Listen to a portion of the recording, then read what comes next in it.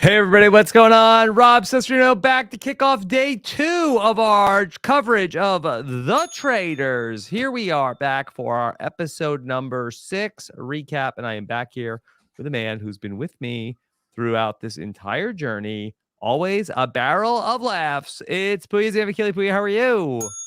I'm doing well, Rob. I barely made it to this episode. I may have nearly fallen asleep, but the episode woke me right up, and I'm very excited to talk about it with We're you. wide awake. We're wide awake Yeah. right now. Now, I don't know how many people are going to be joining us for this recap because I can't imagine like a sane human being who was not following this format that we're doing that would stop watching after episode number 6 to then listen to a recap. So maybe we'll keep this one a little tight because I don't know how many people are going to like say, oh, you know what? Let me get the speculation on what Suri is going to say next, because we got left on like a huge cliffhanger of, are the traitors about to really come apart at the seams?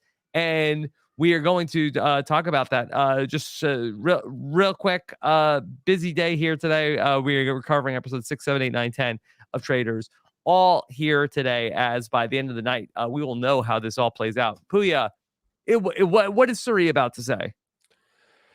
I think she's about to throw Cody to the wolves, right? I feel like that's what it makes, and what makes the most sense. There could be a switch up. It could be an Angelica. It could be a Christian. There's other avenues to look at here. But if I'm Suri, and the tide in this roundtable is clearly building up to one of Rachel or Cody, and I've just said Rachel's fine, and I've just said Kate is fine, I've not said Cody's fine. I feel like that just makes sense.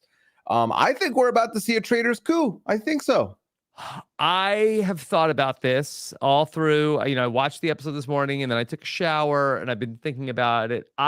What I think happens is I think that Suri kind of punts here. I think that she doesn't, because I think that Suri has so much goodwill in the house.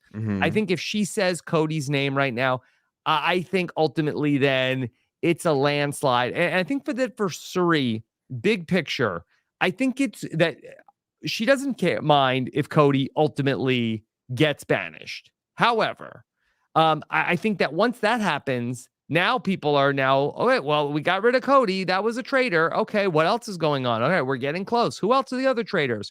Let's start to think.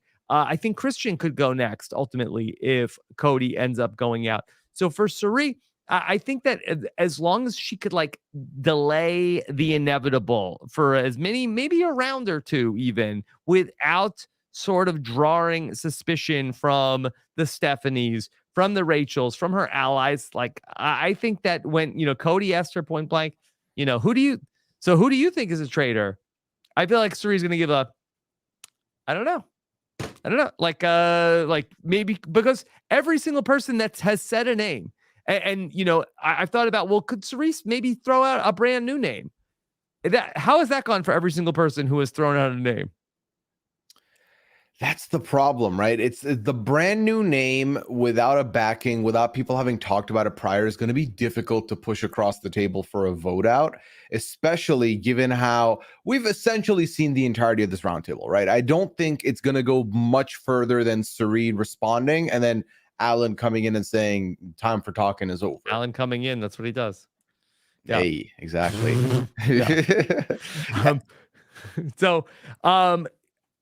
I think this is a really, really interesting spot here.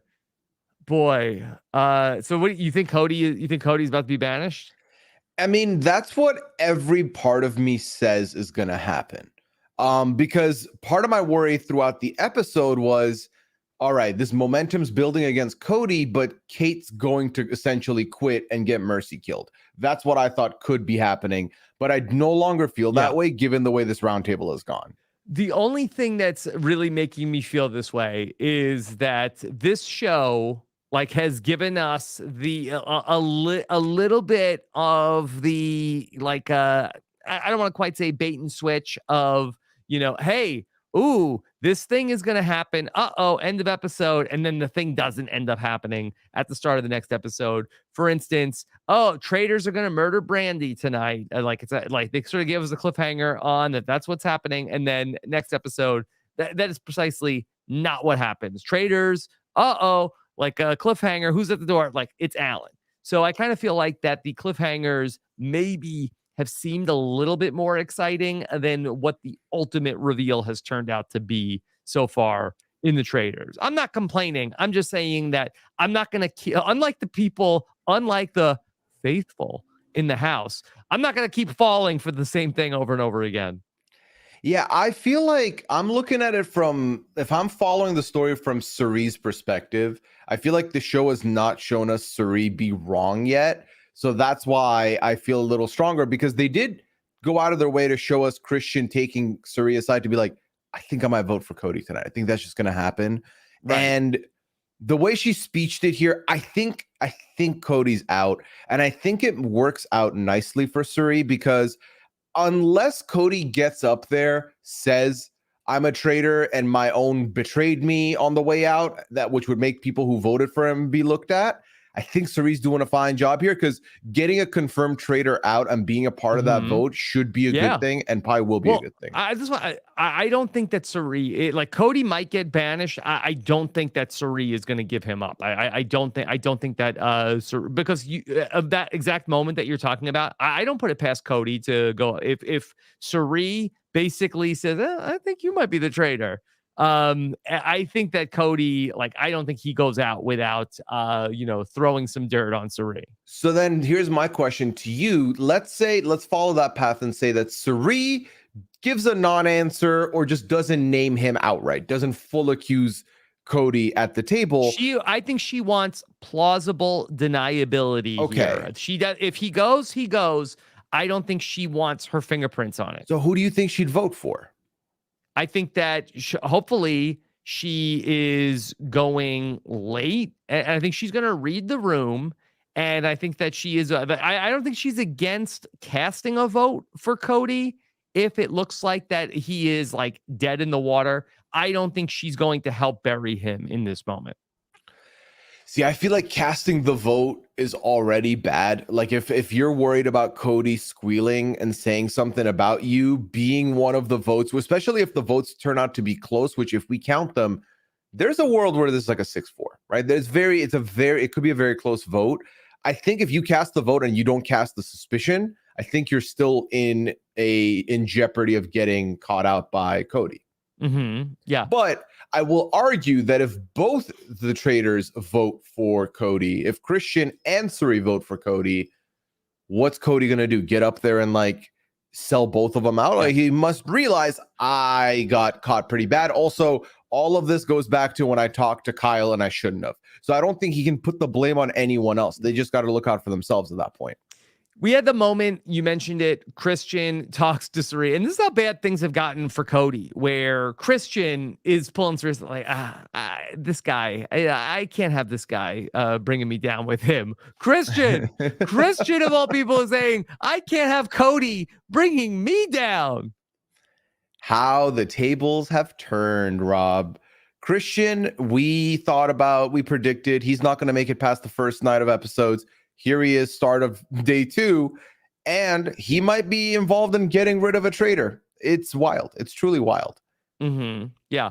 Surie, I don't think that she is going to put his, like, Christian would do that. And I feel like, what would Christian do? And then Surie is going to do the opposite. Like, I just don't see her making this bold of a move here at this point. I think that Surie in the group is saying nothing. I think maybe in one-on-ones might be saying, now Cody could be dead and buried already coming into this.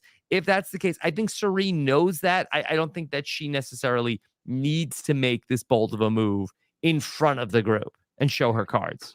See, I think she should. And the reason I think she should is because we're already at the halfway point now.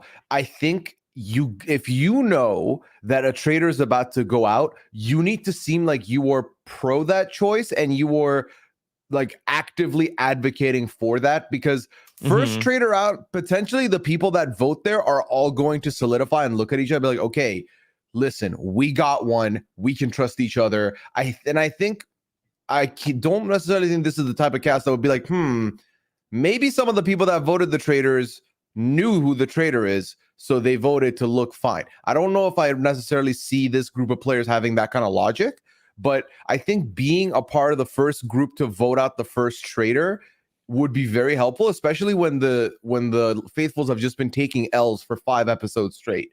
Being on the right side of the right one, I think helps. So I don't know. I guess like it's good that we both have opposing thoughts on this because we'll see how episode 7 goes. I'm not saying it's impossible. I'm just saying that I feel like that based on where they cut the episode and, looking at how Suri has played Survivor and played this, I don't think that she does it there. I think it's a little sloppy for her to sort of like, because I think that it's borderline if Cody is getting voted out. I think if Suri throws her lot in, he's definitely going home.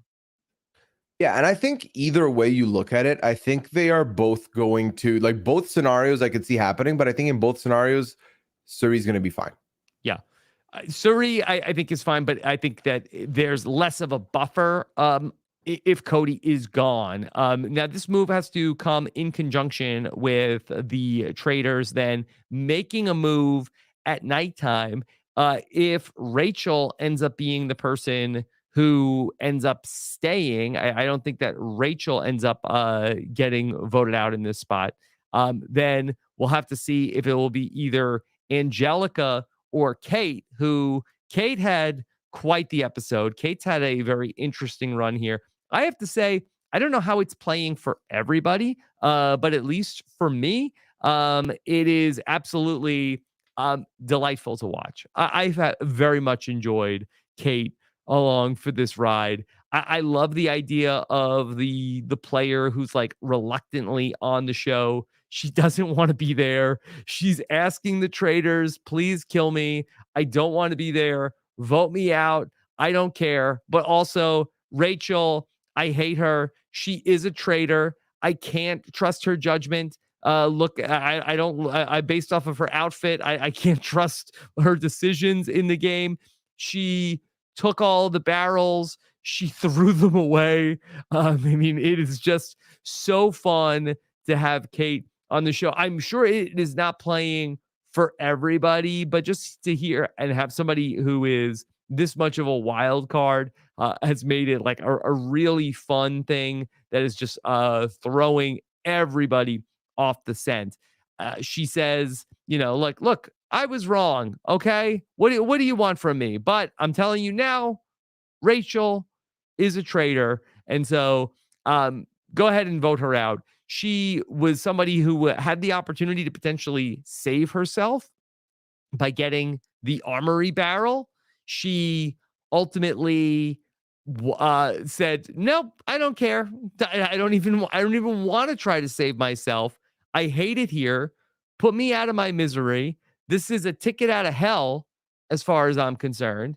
And basically says, Ari, you take my spot here, as we had the opportunity for 3 of the players to potentially save themselves from being one of the people that were banished. Last night, Pooya and I talked about whether or not there was going to be the twist at the end of the game. Pooya said that there was something very similar that was in the Traitors UK. It turned out to be exactly that. We had a short list of people who were going to end up being on the short list. To me, I didn't love the Rachel, Angelica, Kate. To me, and yes, it was like, oh well, maybe a traitor could have put themselves on the list. I felt like that to have Kate and Rachel on the list, like it seemed like a little bit too much of like. I think if I was there, I'd be like, would they both be like on the list? Like I feel like I sort of would want to sort of like steer people to one of them is the traitor and the other one is faithful. And unfortunately, it ends up being where Kate is kind of checked out to begin with. I feel like it really hurts the case that of Kate is a traitor and then ultimately is so checked out. But I think that people just can't get their mind around why she would be sabotaging them in the challenge. Ultimately, Angelica is a mess as expected. I mean, in terms of Angelica, Kate, or Rachel being one of the people that is going to be marked for being murdered by the traitors, I am, for my own personal enjoyment, I am hoping that the traitors send a note to Angelica here in this episode. I'm not sure if that would be the thing that would make the most sense. I kind of feel like that if Cody makes it through the night, I think that he is going to definitely be trying to push for Rachel being the person who ends up being killed. We had an interesting moment, I thought, with Ari being the person who says, "Hey, give me a shot to go to the armory," as Pooya returns. Pooya, the Yes. armory. I was very underwhelmed with what went on at the armory. Yeah, so I had alluded in the early goings of the show when you were like, "What's the point of these challenges?" I was like, "There's a little twist they have in the UK that's come up," and this was the twist. This was the big payoff. Obviously, it came at the worst time because not only is it a guaranteed 3 people that are on the hit list and one of them is going to die, but they didn't give all 3 of them a chance for the shield. They gave one to Ari and then Rachel and Angelica. And it's exactly what you see, Rob. It's one necklace that protects one person. And the only benefit is that usually when there's a team 1, team 2, whatever, that team agrees we just won't tell anyone which one of us got it so that the murderers don't go, the traitors don't take any of us out because they can't risk it. But here, they left one out. And I do have thoughts. I do not think necessarily that they're going to go for Kate outright just because they don't know who has safety. Mm-hmm. Shades of do or die here with the 3 boxes. Yeah. And Ari, who is not even eligible to be the person who is murdered, I guess it is a smart move to like, okay, we won't say who has it. So maybe they'll but you don't think they'll go for Kate? See, I personally don't think so. And here's my logic behind it. Kate is the most obvious not a traitor, or if she's a traitor, they'll banish her. She's been on the banishing list from episode 1, Mm-hmm. and I feel like it is a waste of a kill if you take out Kate. You're helping. Quit. Yeah, you're helping the team you're helping the faithfuls by taking out Kate. You leave Kate, you do take the blind shot on Angelica or Rachel, whether or not, and we know neither of them have a shield, so they'll get the hit. But even if they think one of them has it and they go for the one with the shield and no one dies, I think they stand better to benefit from that than they would getting rid of Kate. Also, the Kate versus Rachel stuff is beneficial for them because it's loud and it keeps the eyes off of them, especially if Cody ends up leaving. They're a little bit more quiet now on the traitor hunt. So. However, Kate versus Rachel ideally is a good thing for the traitors, but is Rachel voting for Kate or is Rachel voting for Cody? See, I think after what we've seen at the roundtable, I think Rachel's voting for Cody. Mm-hmm. Even though she knows that Kate's going to vote for her, I think it will be a waste of a vote if she votes Kate, especially since Kate's name has not come up as much as Cody's name. So if you're in a position where you might be voted out, you just want to go with whoever is the second loudest name and hope that your name isn't the one being written on the parchment or on the chalkboard. Yeah, there's definitely been some talk about how Cody is handling things now at this point in the game where he certainly has some suspicion thrown on him. During the challenge, he was saying to people that if you are marked for banishment, like you need to be the people who are pushing for the armory barrels, that the people who are trying to win money don't need to be helping with the armory barrels.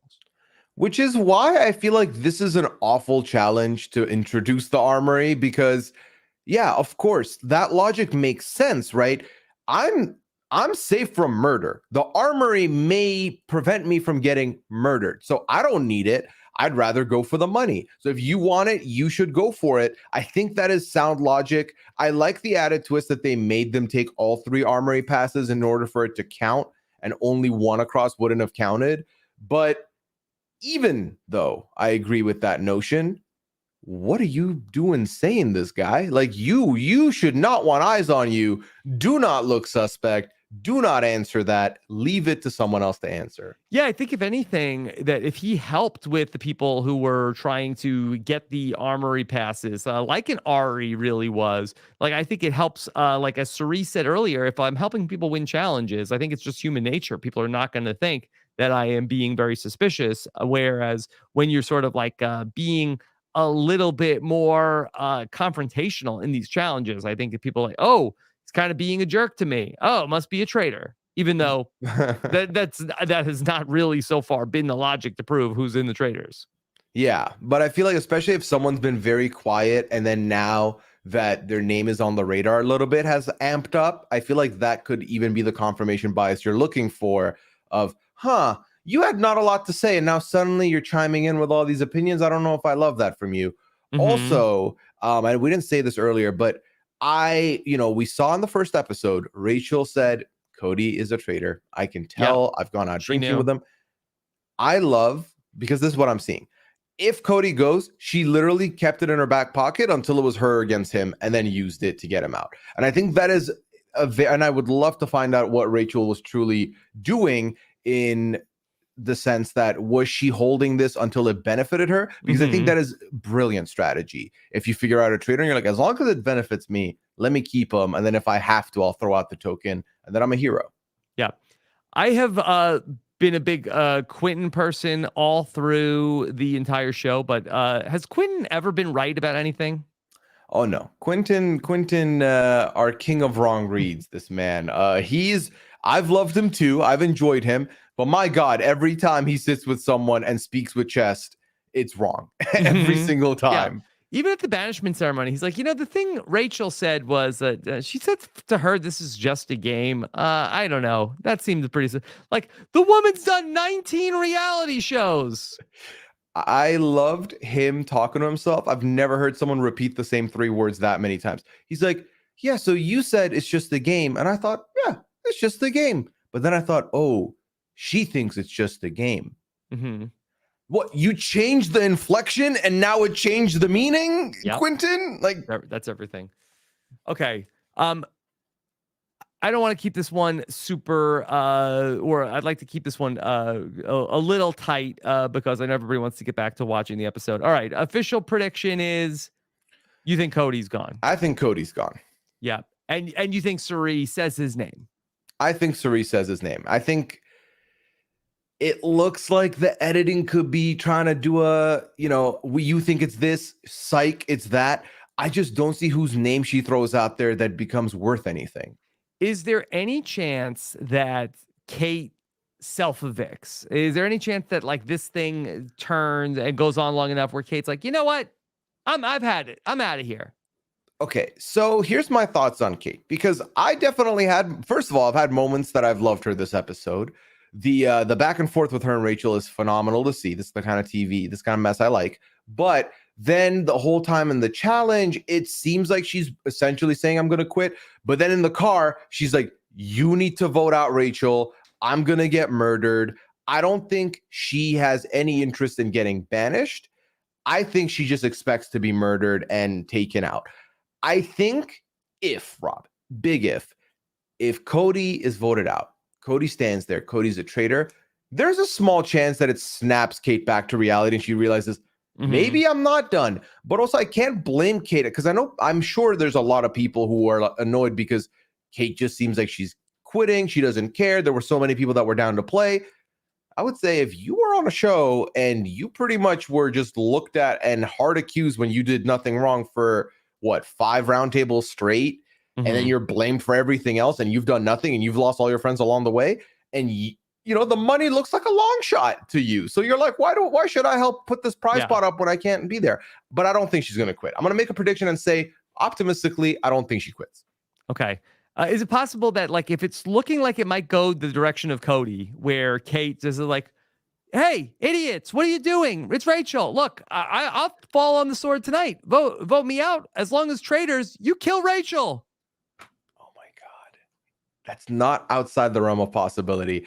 All that can answer that, Rob, is how many minutes do we think they still have left to talk before Alan comes I don't know. It's the in start of and the stops episode, them? so Yeah. we'll see. Okay, Mhm. all right. That's episode 6. Anything else from this episode? Between we talked about the challenge, we talked about the armory.